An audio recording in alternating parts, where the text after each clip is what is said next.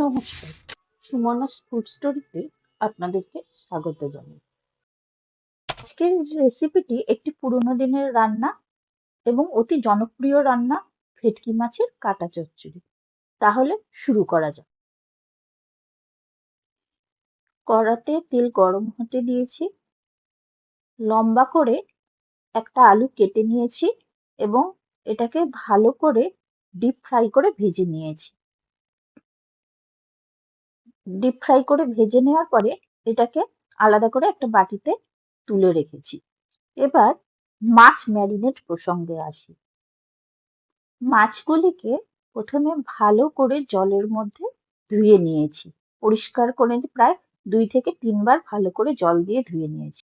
এরপর ভিনিগারের সাথে জল মিশিয়ে তার মধ্যে সামান্য লবণ দিয়ে প্রায় ৪৫ মিনিট থেকে ১ ঘন্টা পর্যন্ত ওই ভিনিগার মিশ্রিত জলে মাছগুলোকে ভিজিয়ে রেখেছি। এরপর ভিনিগার মিশ্রিত জল থেকে মাছগুলোকে তুলে আবার একবার ফ্রেশ জল দিয়ে ভালো করে ধুয়ে তার মধ্যে নুন, হলুদ এবং কাশ্মীরি লঙ্কার গুঁড়ো দিয়ে ভালো করে মাখিয়ে প্রায় ১৫ মিনিট সাইডে রেখে দিয়েছি।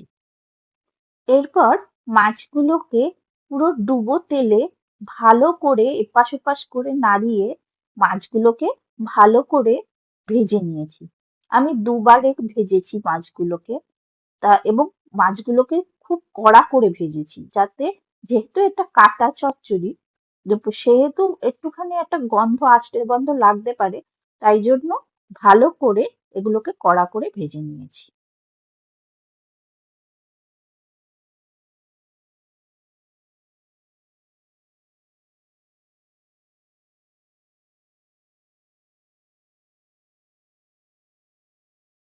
এরপর ওই মাছ ভাজার তেলেই আরো ১ চামচ তেল দিয়ে তার মধ্যে ১ চামচ ঘি মিশিয়ে নিয়েছি।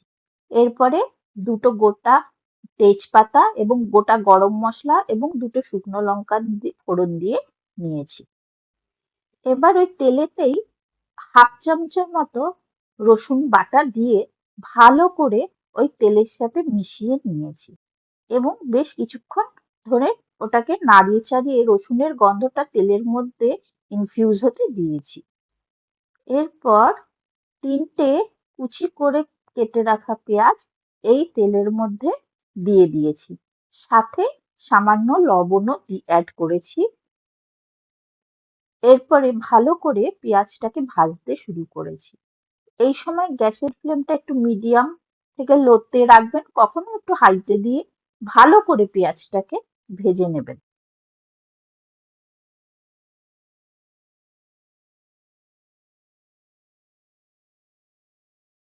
এরপর প্রায় পেঁয়াজটা ভাজা হয়ে গেলে প্রায় ১ চামচ আদা রসুন বাটার পেস্ট দিয়ে ওই পেঁয়াজের সাথে ভালোভাবে মিশিয়ে নেবেন।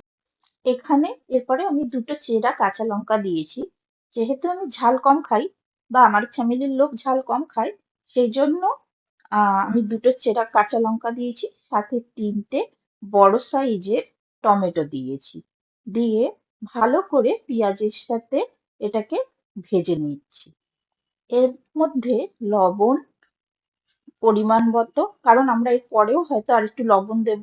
তার মধ্যে হলুদ দিলাম এবং ১ চামচের মতো কাশ্মীরি লঙ্কার গুঁড়ো দিয়ে টমেটো ও পেঁয়াজটাকে সিম করে গ্যাসটাকে ঢেকে দিয়ে ওই মশলা সমেত ভাজতে দিলাম। কিছুক্ষণ পর ঢাকনা খুলে দেখলাম যে পেঁয়াজটা এবং টমেটোটা বেশ নরম হয়ে এসছে এবং উম উম ওর সাথে মশলাটাও ভালোভাবে মিশে গেছে। আমি ২ চামচ ভাজা মশলা এর মধ্যে অ্যাড করে দিলাম। পেঁয়াজ আর টমেটোর সাথে এটাকে ভালোভাবে ভেজে নেব বলে। এই ভাজা মশলাটা আমি করেছি জিরে, ধনে, পাঁচফোড়ন, মৌরি ও শুকনো লঙ্কা ড্রাই রোস্ট করে সেটাকে ঠান্ডা করে তারপরে মিক্সিতে গুঁড়ো করে রেখেছি। এই মশলাটা আস্তে আস্তে যতক্ষণ ধরে কষাবেন, পরে গিয়ে মাছের এই কাটার চচ্চড়ির স্বাদটাও একটু অন্যরকম হবে। সুতরাং এটা ঢেকে মশলা কুক হতে দেবেন। কিছুক্ষণ পরে ঢাকনা খুলে দেখুন কি সুন্দর মশলা দিয়ে তেল ছেড়ে দিয়েছে। এবার এই তেলটাকে সাথে মশলাটাকে আবার ভালোভাবে মিশিয়ে নিন। এরপরে যে ভেজে রাখা কাটাগুলো এই মশলার সাথে মিশিয়ে দিন। সাথে ভেজে রাখা যে আলুগুলো রেখেছিলাম সেই আলুগুলোও এর সাথে দিয়ে দিন। দিয়ে মশলার সাথে ভালোভাবে মিক্স করতে থাকুন। এরপর ঢাকনা খুললে দেখতে পাবেন যে এইটাই মাছের চচ্চড়িটা থেকে কি সুন্দর একটা তেল ছাড়তে শুরু করেছে। গ্যাস কিন্তু এই সময় সম্পূর্ণ সিমে রাখবেন। এরপরে ভালো করে কাটার সাথে আবার মশলাটাকে বেশ কিছুক্ষণ ধরে নাড়িয়ে চাড়িয়ে নিয়ে তার মধ্যে একটুখানি সামান্য পরিমাণে জল দেবেন।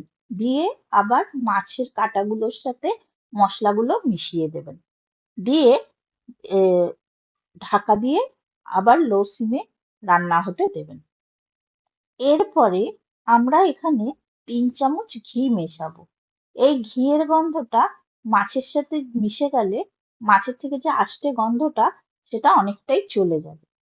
আর মাছ যেহেতু এতক্ষণ ধরে রান্না হচ্ছে কাঁটাগুলোর সেই গন্ধটাও আর থাকবে না। আস্তে আস্তে এটা থেকে গন্ধটা সরে যেতে যাবে আর ঘিয়ের গন্ধটা এর মধ্যে থেকে যাবে। সাথে সামান্য একটু চিনিও দিলাম নুনটাকে অ্যাডজাস্ট করার জন্য এবং ভালোভাবে এটা কাটার সাথে মিশিয়ে নিলাম। এরপর দেখুন ঢাকনা খুলে কি সুন্দর তেল ছেড়েছে রান্নাটা দিয়ে।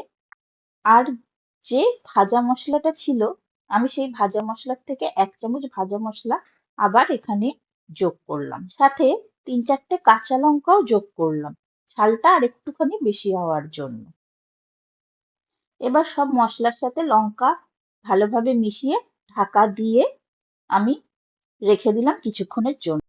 ৫ মিনিট পর আমি গ্যাসটা অফ করে দিলাম এবং আবার ঢেকে দিলাম। একটু স্ট্যান্ডিং টাইমে থাক, তারপরে গরম গরম ভাতের সাথে এটা পরিবেশন করা যায়। গরম ভাতের সাথে এই কাটা চচ্চড়ি পরিবেশন করলাম। একবার বাড়িতে বানিয়ে দেখুন, আশা করি ভালো লাগবে। ভালো থাকবেন, সুস্থ থাকবেন। ধন্যবাদ।